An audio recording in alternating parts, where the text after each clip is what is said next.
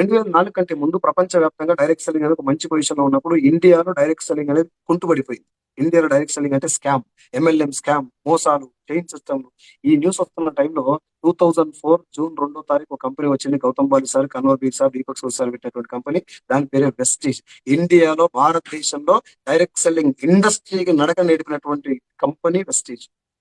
Direct selling industry, మన కంపెనీకి కాదు, డైరెక్ట్ సెల్లింగ్ ఇండస్ట్రీకే. ఓహో, డైరెక్ట్ సెల్లింగ్ అంటే ఇలా ఉంటదా అని మాట్లాడుకునేటువంటి రోజులు తీసుకొచ్చిన గౌతమ్ బాలి సార్.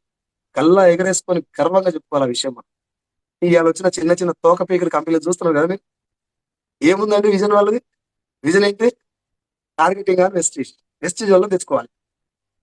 ఒకటి కాదు, ఇప్పటిదాకా నేను 15 కంపెనీల దాకా చూసిన. 15-16 కంపెనీలు ఓన్లీ వెస్టీజ్ మీద ఎందుకు పడుతున్నారు? మీరు ఒకసారి ఆలోచించండి. ఏదైనా కొత్త కంపెనీ వస్తే నిలబడాలంటే విజన్ ఎట్లా ఉండాలి? వాళ్ళ own vision, own strategy, own. నేను కొత్త కంపెనీ రావద్దని లేదు, కొత్త కంపెనీ మంచిది కావట్లేదు. నా పాయింట్ ఏంటంటే, ఒక కంపెనీ నిలబడాలి అంటే, ఒక కంపెనీ ఏ రోజన్నా వెస్టేజ్ కంపెనీ వేరే కంపెనీ గురించి మాట్లాడడం చూసిరా మీరు?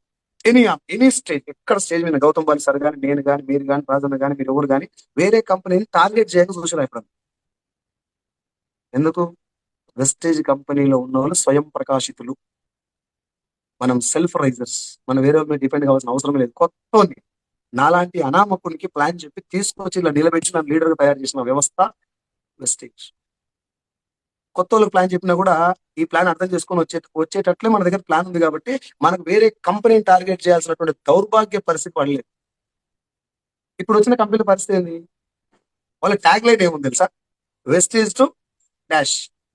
ఏం ట్యాగ్ లైన్ పిచ్చా? అంటే మీకు కొత్తగా ఏమంటారు, విజన్ లేదు, విజన్ లేదా? అక్కడి నుంచి ఇలా రావాలి.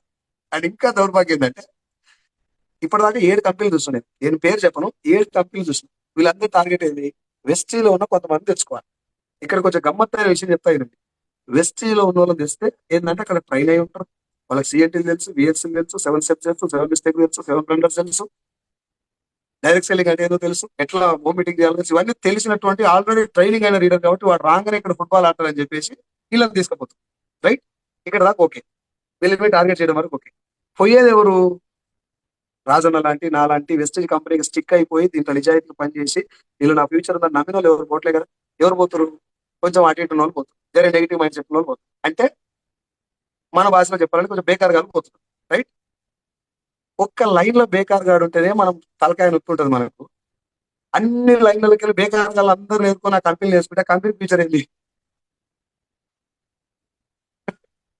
ఇప్పటిదాకా కంపెనీలు పోయి అట్లే.